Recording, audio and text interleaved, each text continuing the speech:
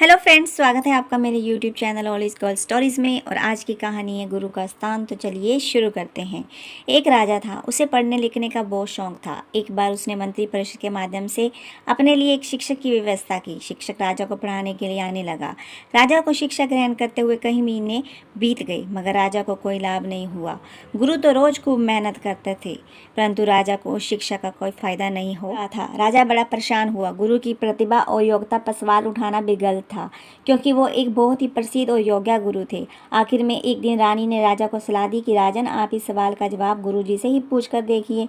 राजा ने एक दिन हिम्मत करके गुरु जी के सामने अपनी जिज्ञासा रखी। हे गुरुवर, क्षमा कीजिएगा, मैं कई महीनों से आपसे शिक्षा ग्रहण कर रहा हूँ, पर मुझे इसका कोई लाभ नहीं हो रहा है। ऐसा क्यों है? गुरुजी ने बड़े ही शांत स्वर में जवाब दिया। राजन, इसका कारण बहुत ही सीधा सा है।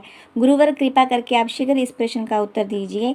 राजा ने विनती की। गुरुदेव ने कहा, राजन, बात बहुत छोटी है, परंतु आप अपने बड़े होने के अहंकार के कारण इसे समझ नहीं पा रहे हैं और परेशान और दुखी हैं। माना कि आप एक बहुत बड़े राजा हैं, आप हर दृष्टि से मुझसे पद और प्रतिष्ठा में बड़े हैं, परंतु यहाँ पर आपका और मेरा रिश्ता एक गुरु और शिष्य का है। गुरु होने के नाते मेरा स्थान आपसे उच्च होना चाहिए, परंतु आप स्वयं ऊंचे से आसन पर बैठते हैं और मुझे अपने से नीचे की ओर आसन पर बैठाते हैं। बस यही एक कारण है जिससे आपको ना तो कोई शिक्षा प्राप्त हो रही है, ना ही कोई ज्ञान मिल रहा है। आपके राजा होने के कारण मैं आपसे यह बात नहीं कह पा रहा था। कल से अगर आप मुझे ऊंचे आसन पर बैठाएं और स्वयं नीचे बैठे तो कोई कारण नहीं कि आप शिक्षा प्राप्त ना कर सकें।